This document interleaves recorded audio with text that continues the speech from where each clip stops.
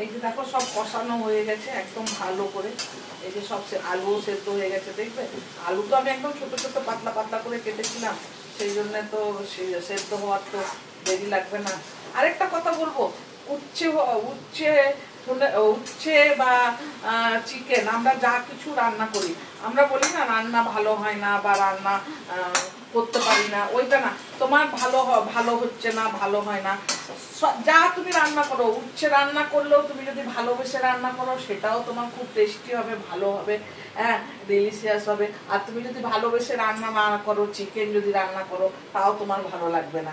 এই যে দেখো আমি এবার এইটা আমার কষানো হয়ে গেছে, জল দিয়ে দিলাম। তাই যা কিছু রান্না করব, যা কিছু করব ভালোবেসে করব। ভালোবেসে তুমি যতক্ষণ না করবে ততক্ষণ তোমার সেই জিনিসটা ভালো হবে না।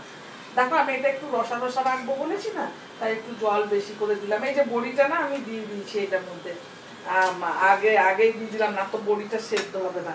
এটা ফুটে গেলে আমার তরকারিটা হয়ে যাবে। আমি একটু নুনটা দেখে নিই, দাঁড়াও। হ্যাঁ নুন ঠিক আছে। এরপরে এটাকে ব্যালেন্স করার জন্য না আমি একটুখানি চিনি দেবো।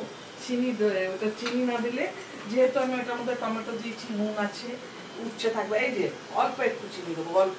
এই যে দেখো একটু চিনি দিলে এটা ব্যালেন্স হয়ে যাবে। আমি বেশি কেন দেবো না, সবজি নেই না, সবজি থাকলে তোমার চিনিটা একটু বেশি লাগতো। এই যে দেখো এবার ফুটে গেলে আমি উচ্ছেটা দিয়ে দেবো।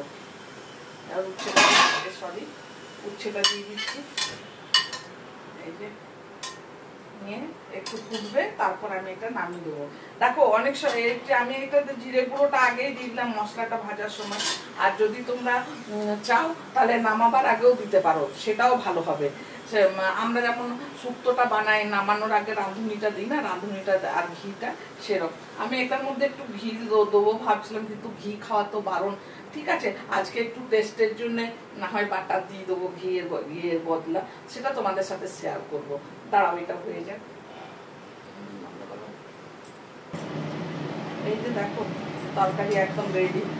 এটা বড়িগুলো দেখো কত ছোট ছোট বড়ি ছিল, কত বড় বড় হয়ে গেছে। এরপর আমি এটা নামিয়ে দেবো। দাঁড়াও এটার মধ্যে একটু বাটার দেবো, তখন তোমাদের বললাম না বাটার দেবো, দাঁড়াও একটু বাটার নিয়ে আসি।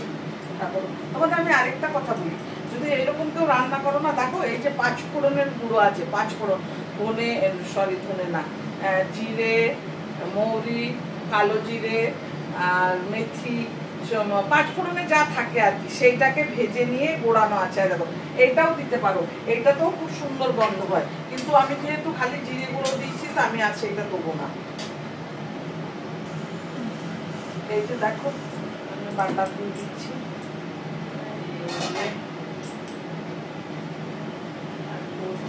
দিচ্ছি যখন তখন কম কেন, কঞ্জুসি কেন, একটু বেশি করেই দিই, তবে তো টেস্ট লাগবে।